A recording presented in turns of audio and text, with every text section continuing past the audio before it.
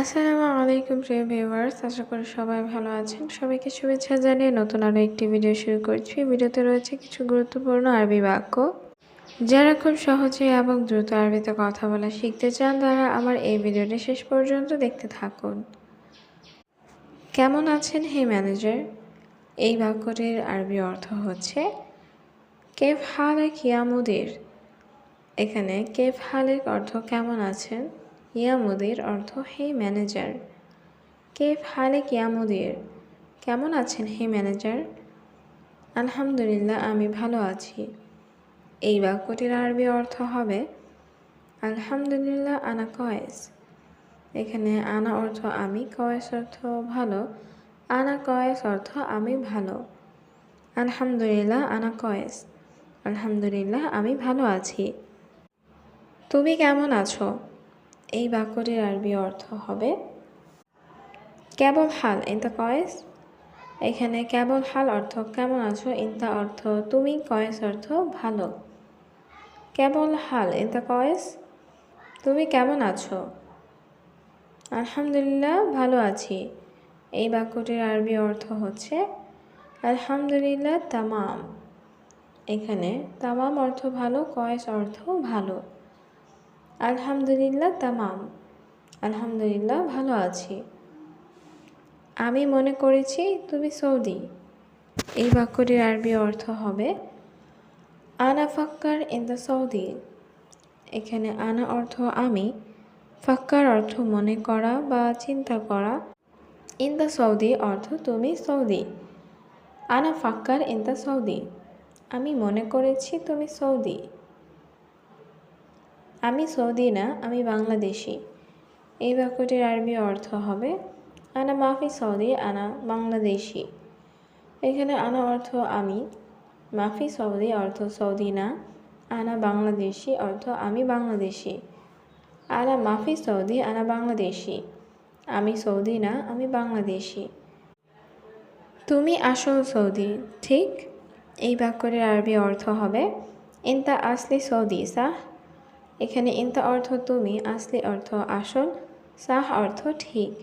ইনতা আসলি সৌদি সাহ, তুমি আসল সৌদি, ঠিক? মনে করো, তুমি দেখো। এই বাক্যটির আরবি অর্থ হচ্ছে মুমকিন শুফ ইনতা। এখানে মুমকিন অর্থ মনে করো, শুফ অর্থ দেখা, ইনতা অর্থ তুমি। মুমকিন শুফ ইনতা, মনে করো তুমি দেখো। হ্যাঁ দেখেছি, তুমি আসল সৌদি। এই বাক্যটির আরবি অর্থ হবে আইওয়া শুফ ইনতা আসলি। এখানে আইওয়া অর্থ হ্যাঁ, শুফ অর্থ দেখেছি, ইনতা অর্থ তুমি, আসলি অর্থ আসল। আইওয়া শুফ ইনতা আসলি, হ্যাঁ দেখেছি, তুমি আসল সৌদি। কী কাজ করো তুমি? এই বাক্যটির আরবি অর্থ হচ্ছে অ্যাশ সুগল ইনতা। এখানে অ্যাশ অর্থ কি, সুগল অর্থ কাজ, ইনতা অর্থ তুমি। অ্যাশ সুগল ইনতা, কী কাজ করো তুমি? আমি আবাসিক হোটেলে কাজ করি। এই বাক্যটির আরবি অর্থ হবে আনা সুগল ফুন্দুক। এখানে আনা অর্থ আমি, সুগল অর্থ কাজ করি, ফুন্দুক অর্থ আবাসিক হোটেলে। আনা সুগল ফুন্দুক, আমি আবাসিক হোটেলে কাজ করি। এখন কাজে আছি। এই বাক্যটির আরবি অর্থ হবে আলহিন মজুদ সুগল। এখানে আলহিন অর্থ এখন, মজুদ অর্থ আছে, সুগল অর্থ কাজ। আলহিন মজুদ সুগল, এখন কাজে আছি। আমিও আবাসিক হোটেলে কাজ করি। এই বাক্যটির আরবি অর্থ হবে আনা সুগল ফুন্দুক। এখানে আনা অর্থ আমি, সুগল অর্থ কাজ করি, ফুন্দুক অর্থ আবাসিক হোটেলে। আনা সুগল ফুন্দুক, আমিও আবাসিক হোটেলে কাজ করি। তুমি কোথায় কাজ করো? এই বাক্যটির আরবি অর্থ হবে অয়েন সুগল ইনতা। এখানে অয়েন অর্থ কোথায়, সুগল অর্থ কাজ করা, ইনতা অর্থ তুমি। অয়েন সুগল ইনতা, তুমি কোথায় কাজ করো? আমি আর কাজ করি। এই বাক্যটির আরবি অর্থ হবে আনা সুগল আর।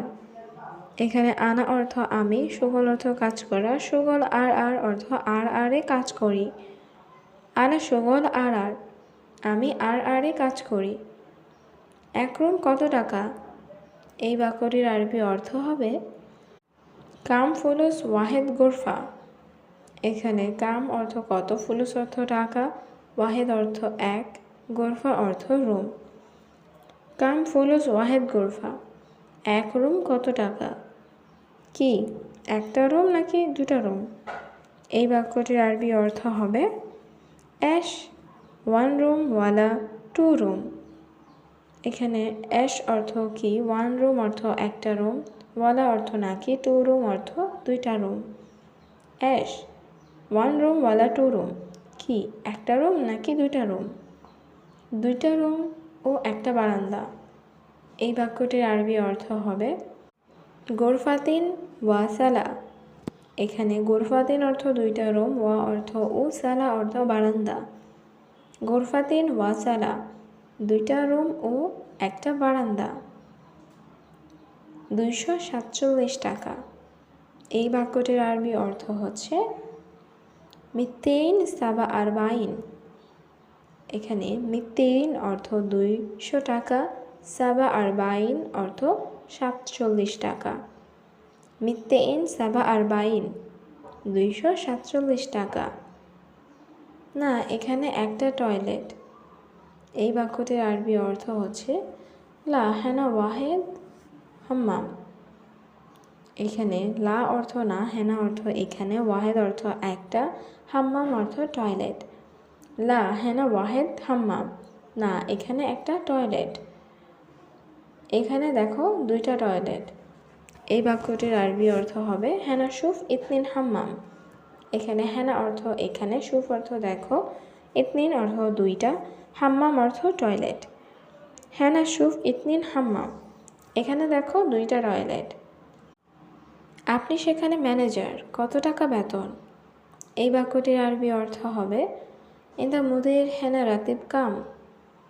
এখানে ইনতা অর্থ তুমি বা আপনি, মুদির অর্থ ম্যানেজার, হেনা অর্থ সেখানে বা এখানে, রাতিব অর্থ বেতন, কাম অর্থ কত। ইনতা মুদির হেনা রাতিব কাম, আপনি সেখানে ম্যানেজার, কত টাকা বেতন? আমার বেতন 5000 রিয়াল। এই বাক্যটির আরবি অর্থ হবে আনা রাতিব খামসা আলফ। এখানে আনা অর্থ আমার, রাতিব অর্থ বেতন, খামসা আলফ অর্থ 5000 রিয়াল। আনা রাতিব খামসা আলফ, আমার বেতন 5000 রিয়াল।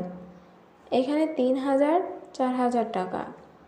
এই বাক্যটির আরবি অর্থ হবে হেনা তালাতা আলফ আরবা আলফ। এখানে হেনা অর্থ এখানে, তালাতা আলফ অর্থ 3000, আরবা আলফ অর্থ 4000। হেনা তালাতা আলফ আরবা আলফ, এখানে 3000 4000 টাকা। সৌদি আছে 4000 বেতন পায়। এই বাক্যটির আরবি অর্থ হবে ফি মৌজুদ সৌদি আরবা আলফ রাতিব। এখানে ফি মৌজুদ সৌদি অর্থ সৌদি আছে, আরবা আলফ অর্থ 4000, রাতিব অর্থ বেতন। ফি মৌজুদ সৌদি আরবা আলফ রাতিব, সৌদি আছে 4000 বেতন পায়।